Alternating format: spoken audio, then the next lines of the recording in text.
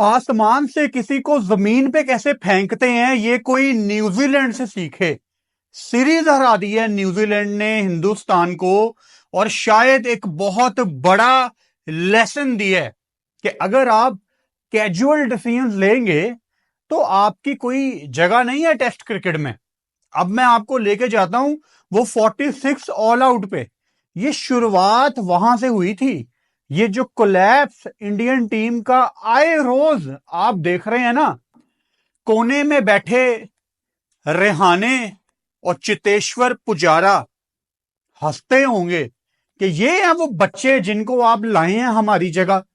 यार, विकेट में बॉल नीचे रह रहा था, कहीं पे हल्का सा अनइवन बाउंस भी था, लेकिन ऐसी कंडीशन नहीं थी कि आप 200-250 चेस ना कर सकें। यार क्या हो गया, 2-3 आउट हो गए हैं। कोई बहुत बड़ा ये टारगेट तो नहीं था इंडियन टीम के लिए। यार आप कहलाए जाते हो दुनिया की सबसे बड़ी टीम, कोई वजह है उसके पीछे, लेकिन अगर आपके डिसीजंस अजीब हैं तो फिर रिजल्ट ऐसा ही होगा। कोई पूछ ले विराट कोहली से कि बॉस क्या करना है, प्रायोरिटी आपकी फैमिली है। मैं अगेन इस टॉपिक पे बात नहीं करना चाहता, बट अगेन ये बात बार बार आ जाती है। विराट कोहली की क्लियरली ना डायरेक्शन चेंज है करियर की। ये कोई मैं आज से बात नहीं कह रहा भाई, ये लाखों करोड़ों विराट के फैंस अंदर ही अंदर जानते हैं कि विराट की ना अब डायरेक्शन थोड़ी चेंज लगती है। मतलब वो इंडियन टीम के साथ ट्रेवल नहीं करते, उनकी अपनी बड़ी कमिटमेंट्स हैं। लो जी, विराट कोहली अकेला मुंबई लैंड हो रहा है, विराट कोहली अकेला कानपुर पहुंच गया है। मतलब ये क्या गेम से बड़े लोग हैं। आप जितने मर्जी बड़े ब्रांड बन जाएं, आप जितने मर्जी प्लेयर हो जाएं, आप उतने ही इंपॉर्टेंट हैं जितने टीम के 10 बंदे बाकी इंपॉर्टेंट हैं। कि 11 मिलके एक टीम बनाते हैं इंडिया, एक टीम। और उनमें से अगर एक को आप दई जा रहे हैं लेवरेज के, भाई तू जो मर्जी कर जो मर्जी कर, तो रिजल्ट तो फिर तुम्हारे सामने है। रोहित शर्मा को तो मैंने कल भी कहा था ना कि 7 खून माफ हैं। उन्होंने T20 वर्ल्ड कप जितवाया हुआ है, उनका पेट अगर मजीद भी बाहर आ जाए, फिटनेस मजीद भी बाहर आ जाए, वो अगर टीवी पे 10 प्लेयर्स को गालियां भी निकाल लें तो इट्स ओके, राइट? क्योंकि आप लोग बैक करते हैं उसको। आप लोग कहते हैं कि हाँ यार ठीक है, वो कपिल शर्मा शो के लिए 3-4 जोक्स इकट्ठे हो जाएंगे तो मजा आएगा। जब साल के बाद कपिल पूछेगा कि आप तो प्लेयर्स को गालियां भी निकालते हैं, और कोई प्लेयर आगे से कि हाँ वो तो मैं टीवी पे बता नहीं सकता। मतलब सिनेमा, हर चीज बॉलीवुड नहीं होती। वो घर में आके आपको हरा गए हैं भाई। और मैं न्यूजीलैंड को बहुत ज्यादा अप्रिशिएट करता हूं। देखो यार, वो किन कंडीशन से उठ के आए हैं।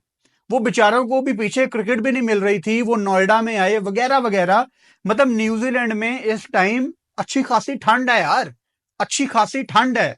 ठंड से मेरा मतलब है आप उनको उठा के अपनी ये ह्यूमिडिटी, गर्मी, बारिश, पुणे की गर्मी में आप उनको ले आए बैंगलोर की ह्यूमिडिटी में। मतलब पूरा गेम टाइम भी नहीं मिल रहा, टोटल ऑपोजिट कंडीशंस। और इतना इतना बॉल स्पिन हो रहा है पहले दिन से। उनका सेटनर, उन्होंने आपको हिलने नहीं दिया भाई। ऊपर से वो विराट कोहली का कंट्रोवर्शियल डिसीजन, आप आज कह सकते हैं कि जी अंपायर्स कॉल, लेकिन यही है अंपायर्स कॉल। वो किसी दिन आपको बहुत ज्यादा फायदा पहुंचाएगी, किसी दिन वो आपको बड़ी नुकसान पहुंचाएगी। मुझे वो अंपायर्स कॉल का डिसीजन मेरी समझ में नहीं आता। अगर बॉल स्टंप्स को हिट कर रही है तो इट शुड बी आउट, सीधी सी बात है। ये फजूल एक अंपायर्स कॉल का रूल है।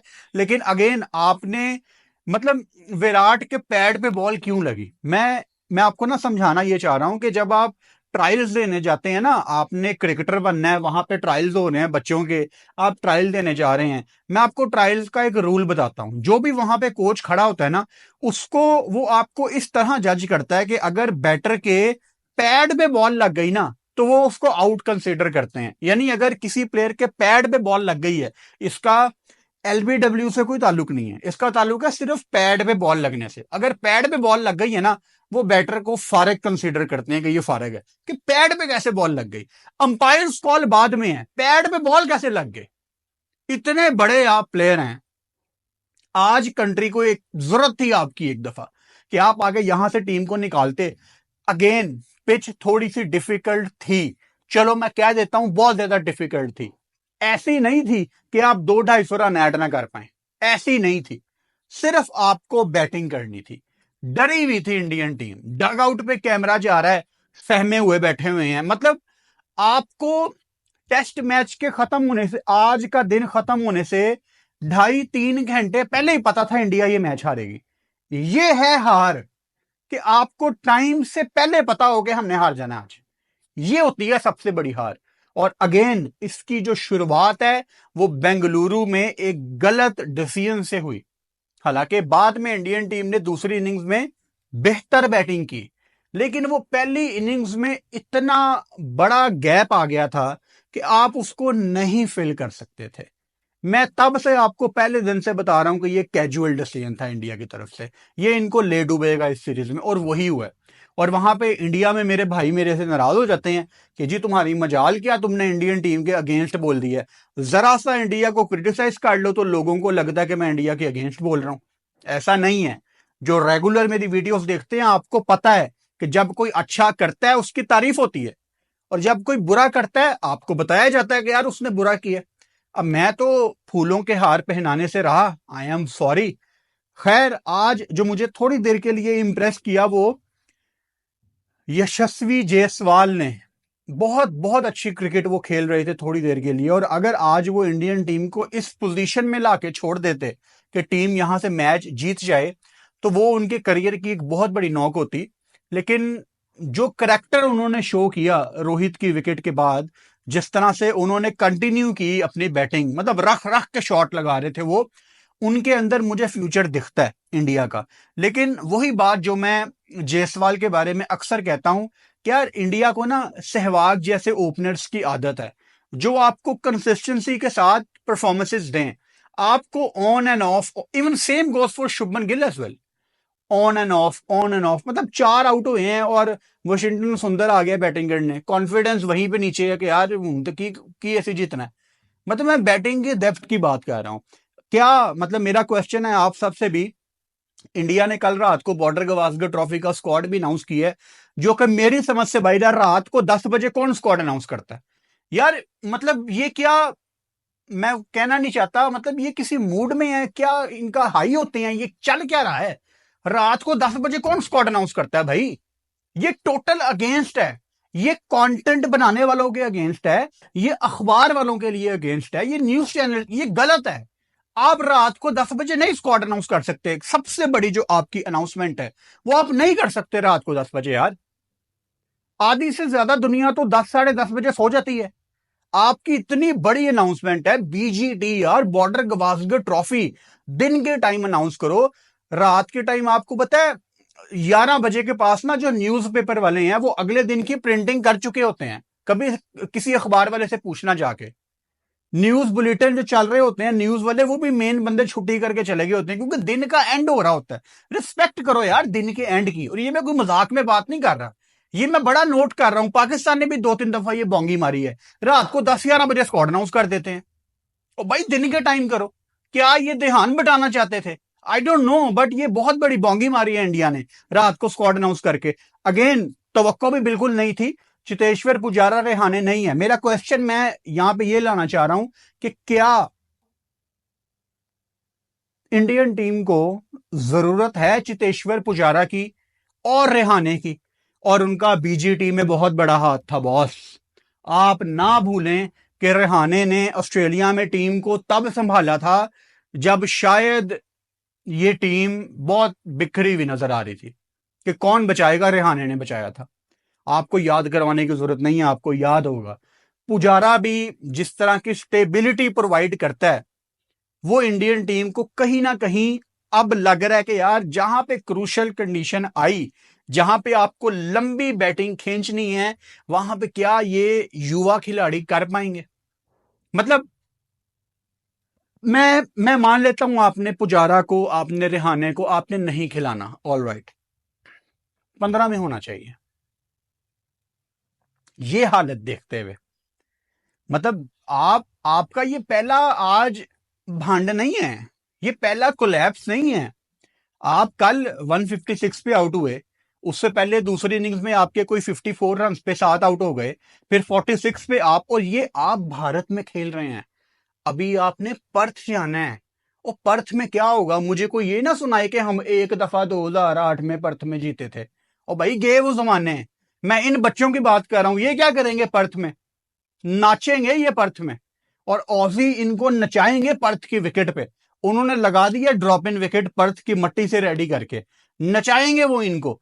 मैं तो ये 2 टेस्ट मैच जो इंडिया हारा है, जब इंडिया जीत भी रहा था बांग्लादेश के अगेंस्ट, मैंने तब भी ये बात की थी कि पर्थ में इंडिया नहीं जीतता। ये कोई मेरी नेगेटिव थॉट्स नहीं है, मुझे नजर आ रहा है ना कि पर्थ में क्या कंडीशंस होती हैं अब। और आपके ख्याल से बॉर्डर गवास्कर ट्रॉफी में जितनी बड़ी हिट ऑस्ट्रेलिया को लगी है पिछली 2 सीरीज में, वो 1 सेकंड के लिए भी इंडिया को इस सीरीज में मौका नहीं देंगे। वो बिल्कुल भी लाइट नहीं आएंगे। पहले तो वो पहले टेस्ट मैच में कमर तोड़ेंगे इंडिया की। पर्थ वाला टेस्ट मैच आप याद रखना, 3 साढ़े 3 मुश्किल से 4 दिन चला गया तो मेरा नाम बदल लेना। मोस्ट प्रोबेबली उस टाइम मैं भी पर्थ में आऊंगा, सो देखेंगे, वहां से भी आपको बताएंगे। लेकिन ये जो परफॉर्मेंस है इंडिया की, ये it was always on the cards. ये नजर आ रहा था, ये दीवार पे लिखी हुई बात थी कि ये होना ही होना है। अगेन जो सबसे बड़ी जिम्मेदारी होती है वो, अगेन मैंने कल भी नोट किया कि इन्होंने बुमराह को कम बॉल दी, लेट बॉल दी बुमराह को। मैं मानता हूं कि आपके पास बड़ी स्पिन की कंडीशन है, लेकिन अगर आपके पास जसप्रीत बुमराह जैसा बॉलर है तो पिच को निकालो गेम से। और कब कब मतलब बुमराह ने हर मौके पे आपको यह साबित किया कि पिच मेरे लिए कहीं कभी कभी मैटर नहीं करती, उसका नाम ही बड़ा होता है। तो डिसीजंस आपको नजर आते हैं, बुरे डिसीजंस आपको नजर आते हैं जब जब आपकी टीम के कैप्टन खुद रन्स ना करें। फिटनेस का भी बुरा हाल है, ठीक है, जब तक जीत रहे हैं तब तक चीजें छुपी रहती हैं और आप डिसीजंस भी अजीब कर रहे हैं टॉस पे, तो फिर प्रेशर तो बहुत आता है। और जब प्रेशर आता है तो हाथ पांव फूलते हैं और फिर आप अजीब अजीब डिसीजन करते हैं। ये सीरीज जो इंडिया हारा है, चलो इन्होंने स्क्वाड अनाउंस किया हुआ है बॉर्डर गवास्कर ट्रॉफी का। बॉर्डर गवास्कर ट्रॉफी ना बड़े लोगों के करियर डिफाइन कर देगी। आपको पता लग जाएगा कि टेस्ट में आपका गोइंग फॉरवर्ड आगे क्या सीन है।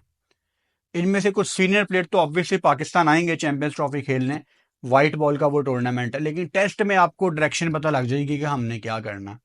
मुझे याद है जब इंडियन टीम को दिक्कत आती थी टेस्ट में, तो ये बात करते थे, यार अभी तो विराट हमें बचा रहा है, अभी तो पुजारा रेहाने वगैरह हैं, लेकिन अगर ये चले जाते हैं तो बाद में कौन बचाएगा।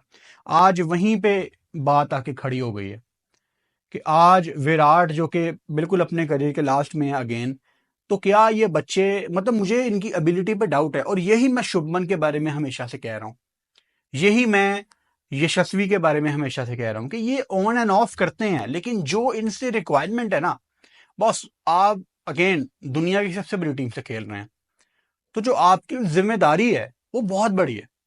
और इस लेवल पे आपको इससे बहुत बेहतर क्रिकेट खेलनी चाहिए थी। मतलब आज इंडिया को बड़ा मुकाबला करना चाहिए था। आप अपने घर में खेल रहे हैं। और अगेन मैं बार बार आपको याद करवाता हूं, अगर आने वाले दिनों में जेशा की तरफ से ऐसी कोई स्टेटमेंट आए तो मैं सरप्राइज नहीं होऊंगा। इंडिया को अपने टेस्ट वेन्यूज डिसाइड करने पड़ेंगे कि हमने टेस्ट क्रिकेट कहां पे खेलनी है। और पुणे, यार एक साइड पे सिर्फ छत है फैंस के ऊपर, इतनी गर्मी है। जब भी मैंने पुणे के ग्राउंड को देखा है ना, आईपीएल में स्पेशली, या इंडिया कोई मैच खेल रही हो, तो मुझे लगता है ये ग्राउंड ना कंप्लीट नहीं है। मतलब बहुत ही ओपन है, ये एक्सप्रेस वे के पास है ना ग्राउंड, खुली हवा में है, बिल्कुल ओपन लगता है। वो फैंस के ऊपर स्टैंड बनवाओ यार। पुणे में कौन सा बर्फबारी पड़ती है, सारा साल गर्मी है। जब साल के आखिर में थोड़ा सा बेहतर मौसम हो जाता है, लेकिन 9 महीने यहाँ पे गर्मी पड़ती है। अगर आपने ऐसा स्टेडियम बनाना है तो कम से कम लोगों को छत दो यार बैठने के लिए। वो पहले दिन वो हो गई ना बदमज़गी, जिसमें लोगों को पानी नहीं मिला, चलो उसके बाद एमसीए ने ठीक किया वो सारा सिस्टम, लेकिन लोगों को छत प्रोवाइड करो यार। और इंडिया ये कर सकता है और करना भी चाहिए, कोई मुश्किल चीज नहीं है। 9 महीने गर्मी पड़ती है, स्टैंड के ऊपर यार छत नहीं है और आप टेस्ट क्रिकेट करवा रहे हैं, तो आपको आपके टेस्ट के वेन्यूज डिसाइड करने पड़ेंगे। और ये बहुत ही एम्बेरसिंग डिफीट है इंडिया के लिए। और डब्ल्यूटीसी जिसके कल से ख्वाब देखे जा रहे थे कि जी ये बांग्लादेश को भी हमने पकड़ लेना है, ये न्यूजीलैंड को भी हमने अभी से ही पकड़ा हुआ है, असल सीरीज तो हमारी ऑस्ट्रेलिया में है, लोग अब लाले पड़ गए हैं। अब लिटरली आपकी डब्ल्यूटीसी बहुत मुश्किल है। ऑस्ट्रेलिया में आपको बहुत ही कोई अनबिलीवेबल सीरीज जीतनी पड़ेगी, और वो होगा कि नहीं वो इतना आसान बिल्कुल नहीं है। मैं ये नहीं कह रहा कि वो नहीं हो सकता, लेकिन मैं ये भी नहीं कह रहा कि वो हो सकता है। वो बहुत मुश्किल है। और पर्थ का टेस्ट मैच तो आप निकाल दें, बाकी 4 मैच आप देख लें कि आपने क्या करना है।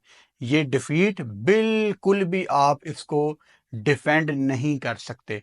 क्या इंडिया को चेतेश्वर पुजारा और रिहाने या इन दोनों में से किसी एक को बॉर्डर गवास्कर ट्रॉफी के लिए बुलाना चाहिए? अभी भी टाइम है। कोई ये आईसीसी ने डेडलाइन नहीं दी हुई कि आप बाद में किसी को डाल नहीं सकते। अपना मिडल ऑर्डर आपको थोड़ा सा स्टेबल करना पड़ेगा, या आप इनको साथ लेके जाएं ताकि अगर एक आधे मैच में कोलैप्स भी आता है तो आपको पता हो कि यार थोड़ा सा एक्सपीरियंस हमारा बेंच पे बैठा हुआ है, उनको टीम में ले आते हैं। तो क्या इनमें से किसी एक को टीम में होना चाहिए? और सबसे बड़ा सवाल इस वीडियो के आखिर में मेरा ये है कि इस हार का कौन जिम्मेदार है इंडियन डगआउट में? मुझे कमेंट बॉक्स में लाजमी बताएं।